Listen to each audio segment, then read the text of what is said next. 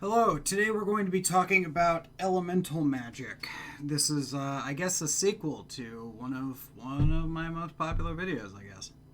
So, let's get into that, shall we? Elementals are an interesting subject that usually don't get talked about nearly as much as they should, in my opinion. Elementals are one of the most basic principles of Western ceremonial magic. The four elementals that we will be talking about are not on the periodic table. They are the four classical elements that were determined, I believe, by the ancient Greeks. At least the ancient Greeks are the ones who most people remember are the ones who kind of codified this system. The four elements are fire, water, earth, and air. These are the four traditional elements. These are symbolic of the four states of matter, that being plasma, gas, liquid, and solid. They are also symbolic of various things within the human psyche, which I will not be explaining. What I will be explaining is when you should use them in your magic and when you should mix it up.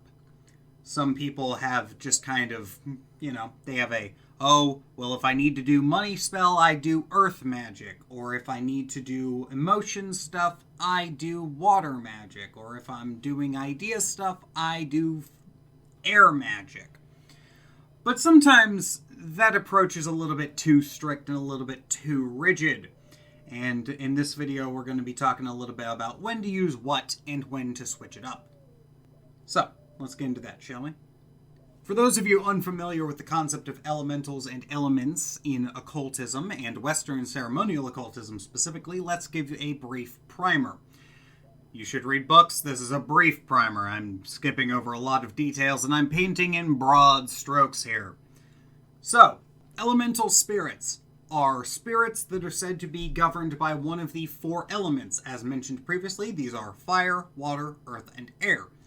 These elementals are, depending on which books you are reading and how early it is in the development of the concept of elementals, these either are, human-adjacent spirits that walk through the elements and are primarily composed of it, or they are spirits of that particular element that do various different things. Paracelsus is the person who developed the concept of elementals, and that is where we get a lot of our elemental concepts from. However, in the modern day, a lot of the elemental lore was refined and expanded by the Hermetic Order of the Golden Dawn and offshoots of that, such as Thelema, Wicca, and people who have done solitary practices of those. Those are the kind of people who are going to be where we get a lot of our elemental lore now. The first major elemental system that I am aware of, other than alchemy, which uses the ceremonial style and uses elementals, is actually the Hermetic Order of the Golden Dawns. The Hermetic Order of the Golden Dawn does a lot of their ritual work that way, and the initial grades that they do is entirely dedicated to acquainting you with the elements. You get acquainted with the elements, and this is one of those initiations I was talking about in the previous video. So, that's what elementals are. Why would we call them? So, in order to explain why we're going to call them, I'm going to give you several use cases. Hypothetically speaking, we want to do a spell to get motivation. Motivation correlates to a specific element, and that element is fire. So, what we can do is we can do a simple candle spell. Candles involve fire. And we can, using our knowledge of the elementals, we can use those elemental spirits to infuse our candle spell. We can call them up, we can invoke the elemental spirits, and we can invoke the elemental spirits to give us motivation to do the things we want to do. And they can also give us the energy to do the things that we want to do, because the element of fire always corresponds to energy. Fire is the most mobile element. Fire is the most dynamic and energetic element. It is the only element that naturally produces light. Therefore, we would want to increase that, and we want to increase that and improve ourselves with that, so we're going to use the element of fire in this spell's example. Hypothetically, we want to get more in touch with our emotions. We want to be more of an emotional person. Well, the emotions, if we look at the cards on the tarot, correspond to cups. And cups, what holds What do cups hold? Keys. No, they hold water. They're supposed to be holding water. Though, you're thinking of a bowl, and if you are using a bowl for your keys, valid. I understand and respect you. So, we're going to use the element of water to get more emotional. We're going to do an elemental spell. We're going to invoke water. And it is at this point we're going to take a step back. And we're going to remind ourselves that we need to put limits on what we're doing magically. Because if you invoke water spirits or if you invoke fire spirits and you do not tell them how you want them to operate, they will be as blunt as a hammer. They will be as cautious as a chainsaw. They will do what you tell them to in the most direct and straightforward way possible because that is their nature. Elementals are very simple beings. They are not like angels. They are not like demons. They are simple, straightforward, and to-the-point entities. As such, you want to be careful when working with them. Generally, you want to have the archangels, you want to tell them to go under the direction of the angels, is a good way of putting it. And you, of course, want to put in your binding down actions not wanted. You don't want to have it hurt people. You don't want to have it go crazy. You want it in a nice, controlled manner. A good rule of thumb is to always have the elementals work under the guidance of the angels. That is usually totally fine to have them do. Just make sure that they are, working under the guidance of the angels, and the angels will guide them if you have, if they are told to do so. Okay, so that's why we would use the elementals. Now, why would you use different elementals? The book says to use elementals for X, Y, and Z. Why would I use them for this other thing? Well, first of all, that book was written over 600 years ago, and a lot has changed. The understanding has changed, and most people have moved on, and they are trying to get newer, more nuanced views of elementals. If you're using a book that was written by Paracelsus, Paracelsus literally says that gnomes are only good for causing disease and finding buried treasure. However, we now know in the modern day that through the work of a lot of modern occultists and other occultists that, in fact, gnomes can be used for other things, such as healing and health and increasing the strength of your body.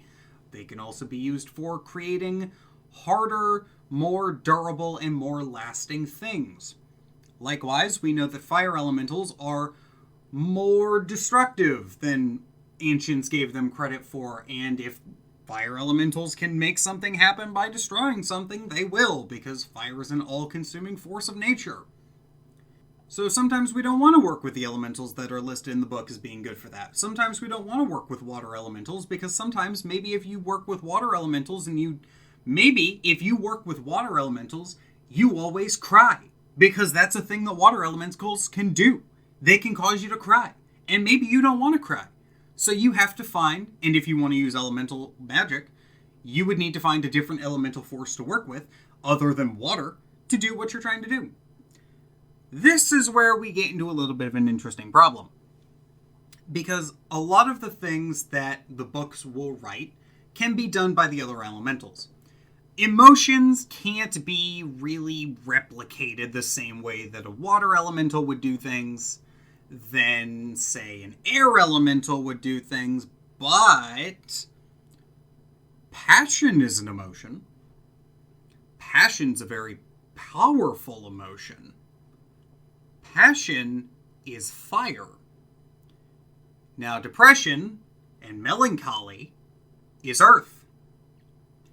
Sanguine is one of the 4 temperaments, and that is said to be the airy temperament. So, if we're not trying to be more watery, but we are trying to be more passionate, we could invoke fire instead. Fire elementals have the unfortunate side effect of causing you to, in what I have learned, in my experience, they cause you to want to exercise more, and you will want to eat very specific types of foods so you can work out constantly, because you just have so much energy that you will want to work out. This is fine. Air elementals will want you to have more intelligent conversations with people. Earth elementals will make it so that you just want to lay in bed and do nothing all week. Not all day, all week. And these are kind of the vices of the elementals. And as we've mentioned, water will make you cry. Water elementals they turn on the waterworks. And some people get a little bit self-conscious when they turn on the waterworks. So a lot of people don't want to work with water elementals. And I get that. Working with water elementals, kind of a pain in the ass. It's kind of a pain in the ass. There's also the case of you need to make sure that you actually have an element. Like, if you look at your astrology chart, you will know which elementals you will work best with. For example, I don't have water in my chart, so me saying that people might not want to work with water elementals could be a form of psychological projection. I'll fully admit that. It might be the fact that I am saying that you don't want to work with water elementals because I don't want to work with water elementals. Your mileage may vary. That being said, here are some good alternatives. If you want to lose weight and you decide to use elementals, fire is a very good option.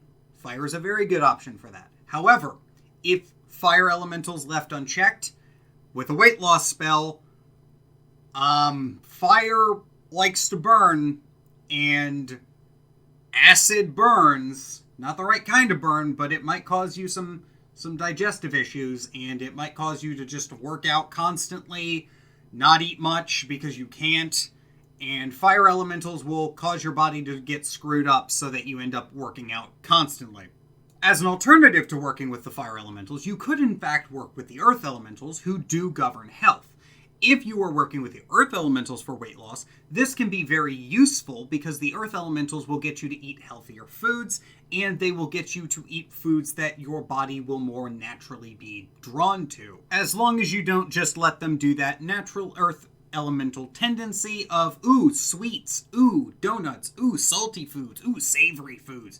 As long as you are making it so that they are actually making you eat healthy foods that you will like, you will generally be fine. As long as you're not, going through and, oh man, I'm on a seafood diet. Whenever I see food, I eat it.